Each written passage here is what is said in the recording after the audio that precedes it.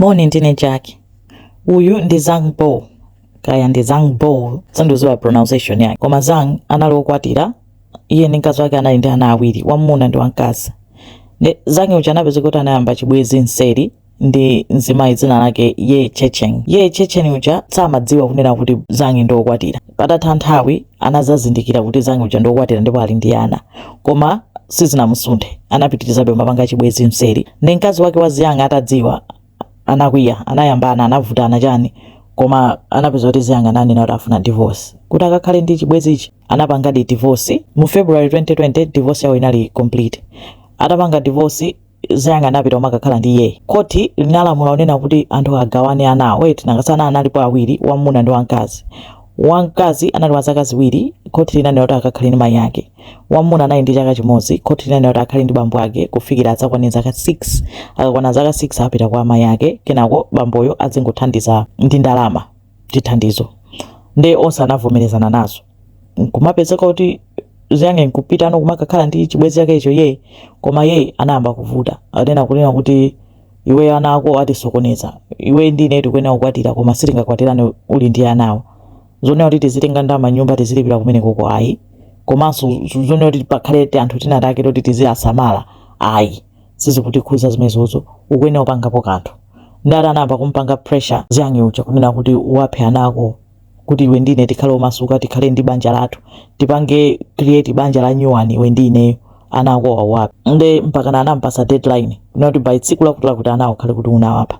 Ndi mmene ku China kulili manyumba ambiri ndi ma high rising, manyumba upstairs, oloma flat oti ali mmwamba chani, ena makhala pasi, koma iye amakhala flat ya mmwamba. Story number 15 nditi, upstairs 15th floor. Anali ndi kamwana kamodzi kukhako kakanyamata kachaka chimodzi. Ndi anamuimbira phone mkazi wake wakale uja kumpanga kumvisi kuti mwana wa mkazi uja abwera asacheze. Mwana uja nkobwera.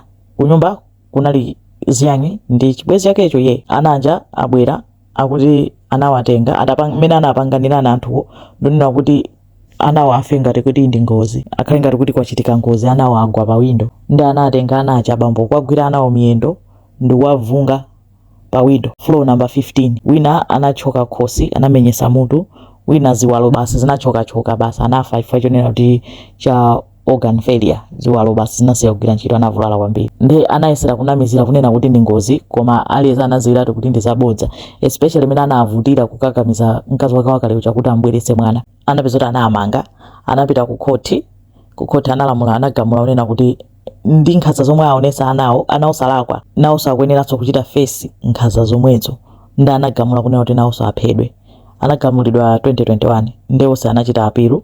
Ndi nkhani yakhala ili ku ku apilu, komano mu 2023 higher court inagamula kuti aphedwe ndithu. Anachita uphold chigamulo cha court lina lija kunena kuti no, zomwe anthu awana apanga ndi zoopsa, panalibe chifukwa chomveka, kungokhala anthu oyipa kwambiri mpaka munthu kupha ana ake, munthu kunchita force mamuna kuti aphe ana ake. Anthu oyipa akuyenera kukumana ndi chilango chofanana ndi zomwe apanga anazo. Ndi anapanga uphold zimenezozo 2023 last week Wednesday, osati Wednesday la dzulo koma Wednesday la last week. Nawonso anawuza kunena kuti aitane achibale awo awaone komaliza, atsanzike azibale awo. Ndi azibale awo amene anasankha kuti abwere anabwera, anatsanzika, ndi anaphedwa last week Wednesday lo. Komano maphedwe yake sakudziwika kuti awapha bwanji. BBC inanena kuti China ili ndi maphedwe awiri, lethal injection yowabaya poison ija, kapena firing squad kwayimika potero kundu kwawombera. Ndi aphedwa mmodzi mwa njira ziwirizi, palibe definite kuti awapha bwanji, koma awapha ndithu anthu awiri amenewa chifukwa cha nkhanza zomwe anapanga kuonetsana, nkhanza kungokhala anthu oyipa basi. Kunena kuti ngati kodi anawo simukuwafuna, kuchita palibe izi zinzovuta kufotokoza kuti mwana wina anali kwa amayi ake, kuchita unyamuka kupita ukamtenga mwana, kumuyitanisa mwana abwere kukamuyitanisa mwana kuti umuphe. Anthu ena ndo oyipa, osangowasiya anawo bwanji, adziti kuyankhula kwake kovuta chifukwa chonena kuti mwana wina anali ndi mayi ake. Tikanati iye osangowasiya anawo kwa amayi ake, koma uchita kukayitanisa uchoka kwa amayi ake. It seems kunena kuti chibwezi icho chimaona kuti anawo as long as anawo ali moyo, iye sangakondwe. Anthu ena basi, anthu ena ndongoyipa. Let's just say kuti anthu ena anangobadwa asatana basi. Zhang anali ndi banja labwinobwino koma kusakhutisidwa. Wapezeka kuti anakapeza nthakati yoti namphetserana komanso yatenganso moyo wa iyeyo. Ndi nkhani yake ndi imeneyoyo, koma anthu awawa apezeka aphedwa ndi boma la China ndi anthu ma citizen aku China akuombera m'manja akunena kuti apapa chilungamo chachitika. Nkhani yake ndi imeneyo naposita apopo zikomo kwambiri.